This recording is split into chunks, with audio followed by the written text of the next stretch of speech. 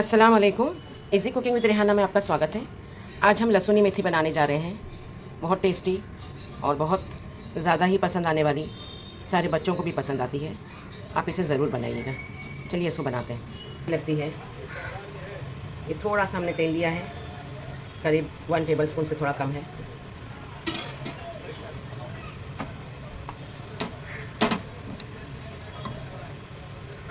इसमें देखिए ये लहसुन डाल रही हूँ मैं, 1 टीस्पून है। ये देखिए तकरीबन 1.5 टीस्पून मैंने डाल दिया है।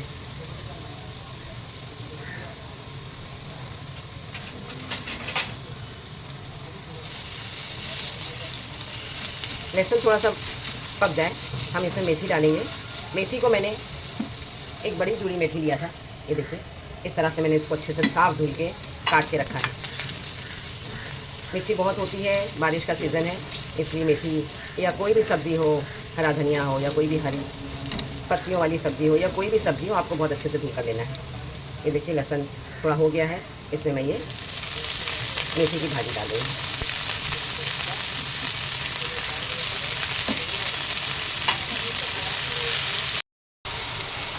ये देखिए इसमें मैं नमक डाल दूँगी थोड़ा सा, और थोड़ा सा शक्कर भी डालूंगी। शक्कर डालने से इसका कलर जो है वो थोड़ा सा हरा मेंटेन रहता है। 1/2 टीस्पून के करीब में आप डालिए। मेथी कड़वी होती है, उसको मीठा करने के लिए नहीं डालते हैं।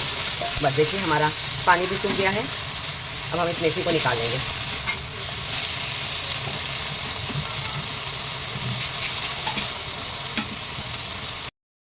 ये मैंने मेथी निकाल लिया है अलग प्लेट में।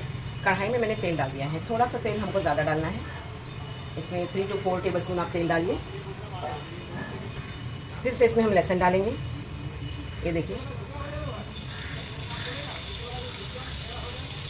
लहसुनी मेथी का मतलब है इसमें थोड़ा सा लहसुन ज़्यादा पड़ता है। हमने मेथी में भी पहले भी लहसुन डाला है। ये लहसुन डाला है मैंने इसमें। ये रफली चॉप किया था मैंने। एक प्याज ले लिया था।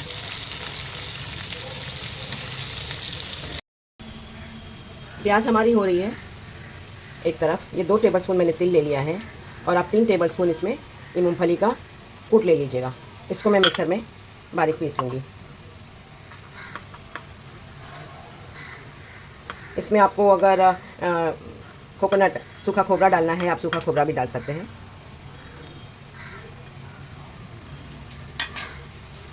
टमाटर एक तरफ हो रहा है, प्याज भी एक तरफ हो गई है। इसमें हम थोड़ा सा टमाटर डालेंगे। 1 टमाटर आप डाल दीजिए।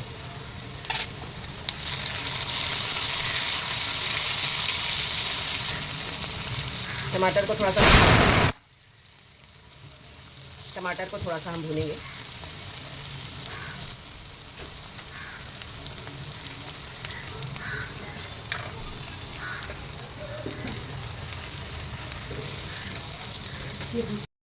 ये देखिए इसमें मैं ये 2 टेबल स्पून बेसन डाल रही हूँ। बेसन डालना ज़रूरी है क्योंकि इसी से ही बाइंडिंग आती है। बेसन मैंने डाल दिया था इसमें। इसमें हम ये थोड़ा सा, मैंने इसमें सिर्फ हल्दी डाला था। ये मैं हरा मिर्चा पेस्ट जो मैं बना के रखती हूँ 1 टीस्पून डाल रही हूँ। इसको हमको बहुत अच्छे से भूनना है। ये देखिए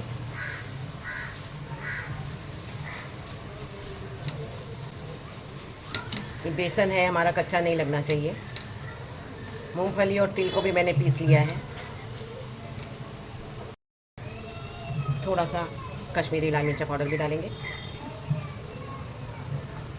1/2 टीस्पून के करीब।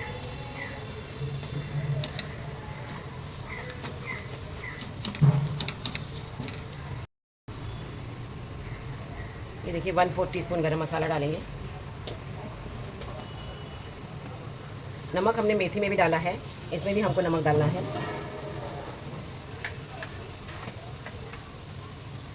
ये देखिए 1/2 टीस्पून नमक डालिए। अब हमारा मसाला भी बहुत अच्छे से भुन गया है। मूंगफली और तिल जो मैंने भून के पीस लिया है वो भी हम इसमें डाल देंगे।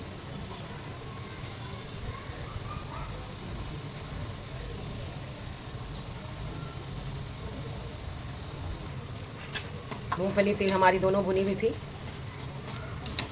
इसमें हम थोड़ा थोड़ा करके पानी डालेंगे।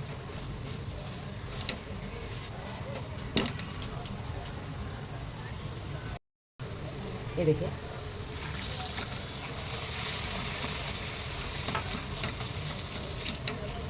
इसमें बेसन है, मूंगफली है, तिल है, सारी चीज़ें इसमें ऐसी है जो कि हमारे ग्रेवी को गाढ़ा करेगी।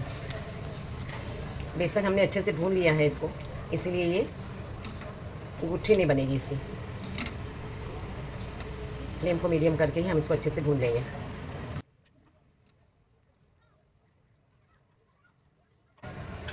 लगभग 1 कप हमने पानी डाल दिया इसमें।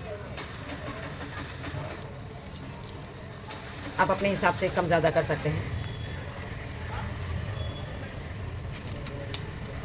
सारी चीज़ हमारी पकी हुई है, इसलिए हमको बहुत ज़्यादा इसको पकाने की अब ज़रूरत नहीं है।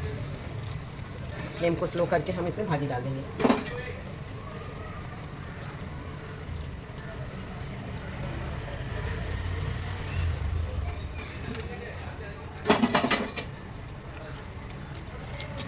जैसे मैंने मेथी बनाया है, आप उसी तरह से पालक बना सकते हैं। बहुत टेस्टी, बहुत अच्छी बनती है।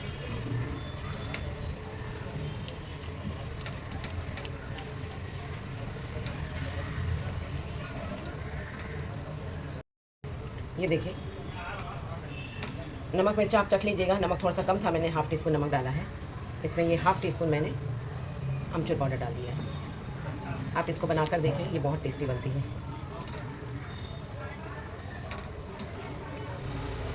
देखिए, इसको हम ढक के रख देंगे। ये देखिए, हमारी ये मेथी एकदम रेडी हो गई है। ये देखिए, बहुत लजीज और बहुत अच्छी बनी है।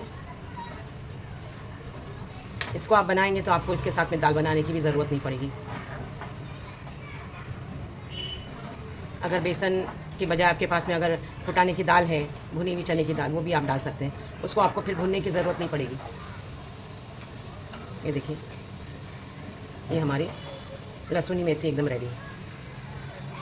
इसको आप जैसे मन चाहे फिर से आपको तड़का देना है, आप अक्खा लाल मिर्चा और लहसुन से तड़का दे सकते हैं। ये देखिए, लहसुनी मेथी एकदम रेडी है। आपको मेरी रेसिपी पसंद आई हो तो लाइक, शेयर, कमेंट और सब्सक्राइब ज़रूर करिएगा। Thank you.